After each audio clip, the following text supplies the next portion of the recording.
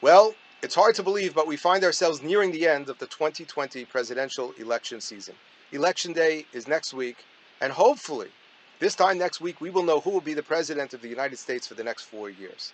Now, we have been told that this is the most important, the most critical election of our lifetime. Perhaps it is. Then again, they told us that 4 years ago and 4 years before that. But truthfully, both could be true. It is a very consequential election. We all know that. And it's for that reason why that each and every one of us, myself included, have very strong feelings, thoughts, and emotions as we head into the coming week. Now, as you know, as a matter of policy, I do not talk politics. But just because I don't talk politics doesn't mean I don't talk about politics. And that nuance is very important because I think that it may be very helpful for us as we head into this very, very important and historical week to remember that we can and we should draw inspiration from the Torah when reflecting upon where we find ourselves. And so therefore, I would like to suggest how perhaps Avraham Avinu would have voted in the upcoming election. Now, before I do so, I want to take this opportunity to share a thought with you to sort of set the stage for this discussion. There is, as we know in Jewish thought, a general theological problem. On the one hand, we believe that man has what we call bechira chavshis, the ability to make choices. We are free to act, and we are therefore held accountable for our actions. The whole concept of schar va'onesh, of reward and punishment, can only exist because we are in fact able to make choices. And my actions, my choices will affect myself and those around me, and possibly the entire world. Now this would seem to indicate that HaKadosh Baruch Hu has very little control over world events, because the world consists of billions of people, each and every one of them making their own choices.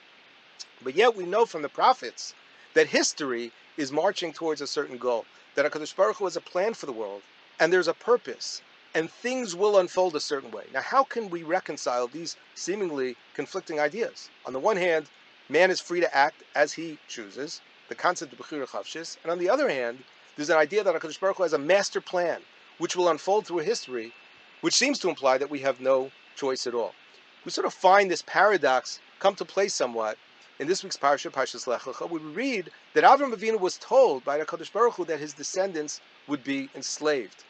HaKadosh Baruch Hu told Avram, he didn't identify the country, but that they would be in a foreign land, which we now know to be Mitzrayim, and they will be enslaved. They will have to endure years of suffering.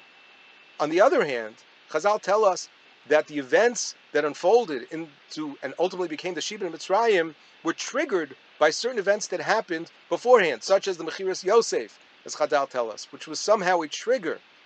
The way in which Yosef's brothers treated him set certain events into motion, and ultimately, Golus Mitzrayim was a punishment for Mechiras Yosef. Now, how do we reconcile this? Which one is it? Was it predetermined? Was it foretold? Was this part of God's plan? Or was this a consequence because of man's actions? Now, the Ramchal in the Sefer Derech Hashem explains that there are always two processes that are sort of going on simultaneously in the world. On the one hand, HaKadosh Baruch Hu relates to us in a way that correlates to our behavior. The Ramchal calls this Hanhagas HaMishpat, the process of judgment.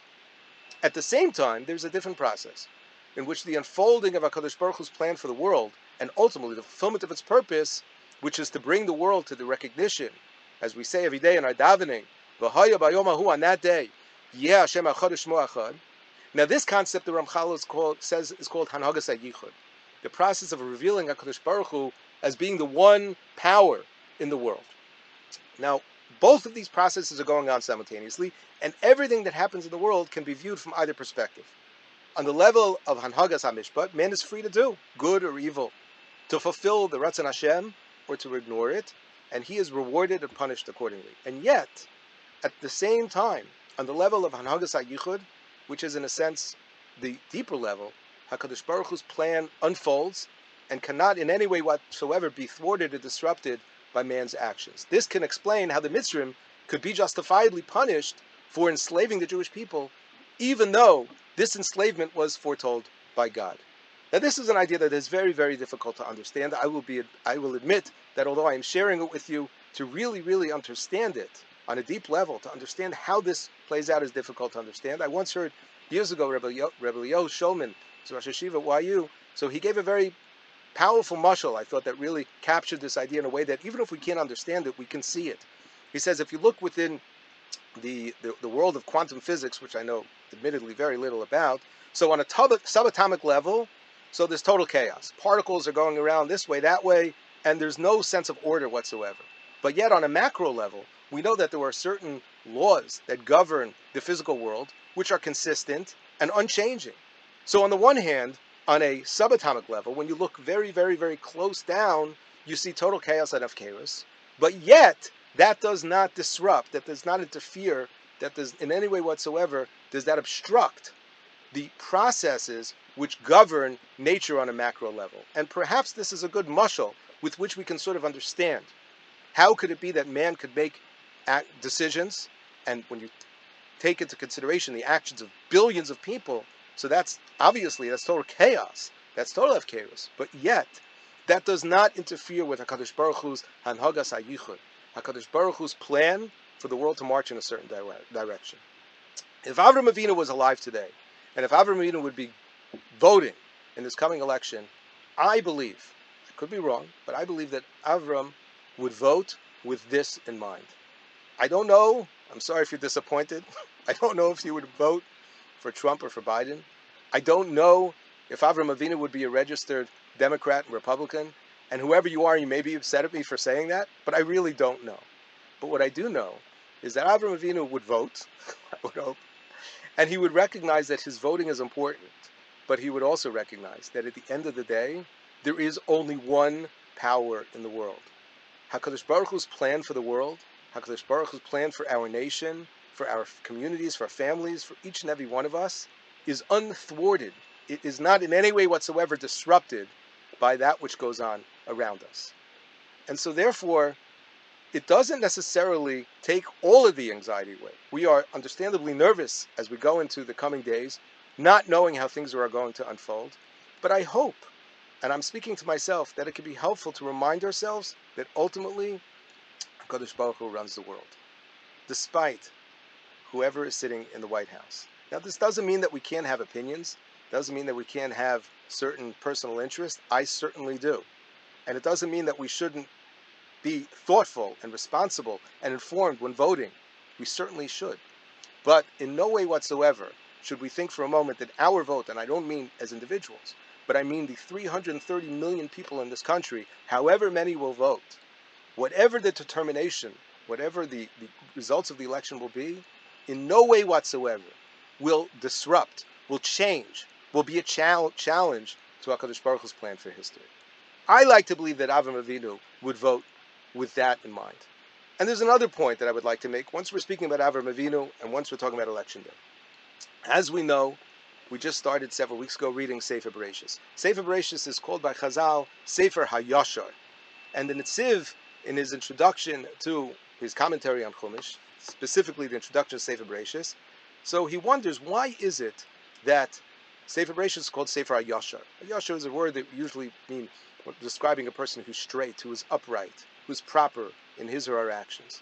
So the Netziv, in a most important and really a very critical essay in every generation, but I think particularly where we find ourselves right now, tells us that the Avos, that our ancestors, specifically Avos and Imos, were unique. Why? Because of the fact that they were respectful and tolerant of each and every individual, particularly, if not especially, those who they disagreed with. And the Netziv over here is very, very powerful. He describes that in the generation preceding the destruction of the second Beis Hamikdash, it was a generation of tzaddikim, chasidim, people who were very, very dedicated to their service of Hashem. But when they saw someone who dressed differently, who acted differently, who thought differently, if you'll forgive me, I'll take a little license over here, who voted differently, so they thought the person was a tzedduki and apikoris. They thought the person was a heretic. How could we allow such a ridiculous opinion, such a ridiculous perspective and outlook in our world? And so therefore they would reject them. And this led to a total deterioration, says the Netziv. And says the Netziv, HaKadosh Baruch Hu is Eino Sovel Tzadikim Ke'elu. HaKadosh Baruch Hu, Kaviyachal, has no tolerance, has no patience for such tzaddikim.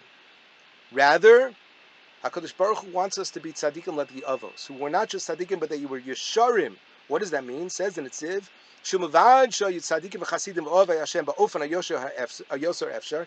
In addition to the fact that they themselves tried to the best of their abilities to conduct themselves in the proper way, Od HaYusharim, What does that mean? Shehisnagu im umos olem afilu ovdei alilim mechuorim.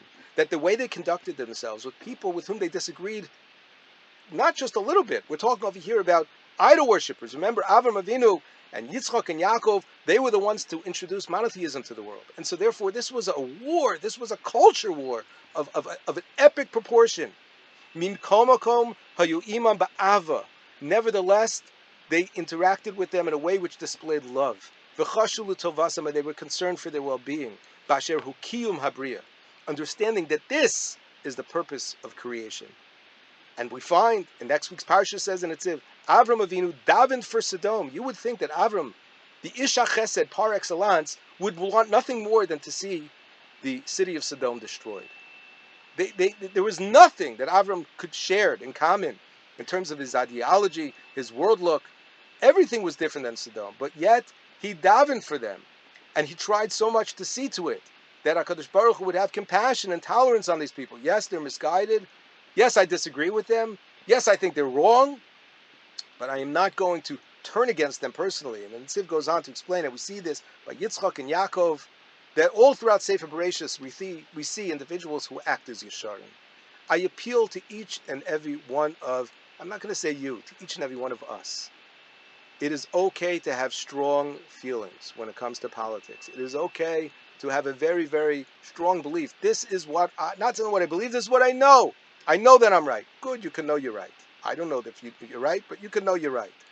But in no way whatsoever does that give us the right to go ahead and to vilify, to speak with any degree of disdain, with I'm not even saying hatred, but a lack of intolerance and menschlichkeit towards other individuals.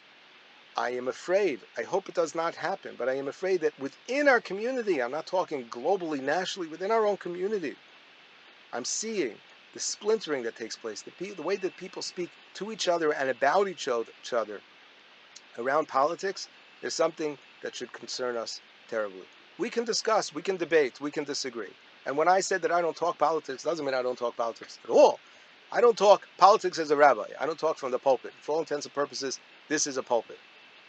But that doesn't mean that I don't have my opinion. I have my opinion. Some of you, most of you, don't know what it is. Maybe most of you could guess and assume that you know how I feel and how I would vote. But I think it is fair to say that I try to make every effort to be respectful and understanding and tolerant of other people's and their views, even if I don't agree. And I really, really, really think that we should try, each and every one of us, to make a very, very strong concerted effort to be Yesharim, to try to be like Avraham, Yitzchak, and Yaakov, to try to be like the individuals, the heroes that we study in Sefer Bereshis, who are not our avos, they are not our heroes because of the fact that they were so meticulous and careful in their relationship in Adam Lamakom, but as the Netziv says, ben Adam Lachaveru, but on a very profound level. You saw this most notably in the way they interacted with people who voted differently. And so therefore I believe that if Avraham Avinu were alive today, he would go to the polls and he would vote, but he would do so knowing that his vote counts, but ultimately that does not thwart the Ratzon Hashem. It does not interfere in any way whatsoever with Hanhagas HaYichud. And I also believe that Avraham Avinu, as he demonstrated throughout his entire life, would demonstrate in the days leading up to, on election day and the day following, that ultimately we need to be Yesharim. We need to treat each other with tolerance, with understanding, and respect, even if not especially when we disagree. Thank you. Everyone have a wonderful Shabbos.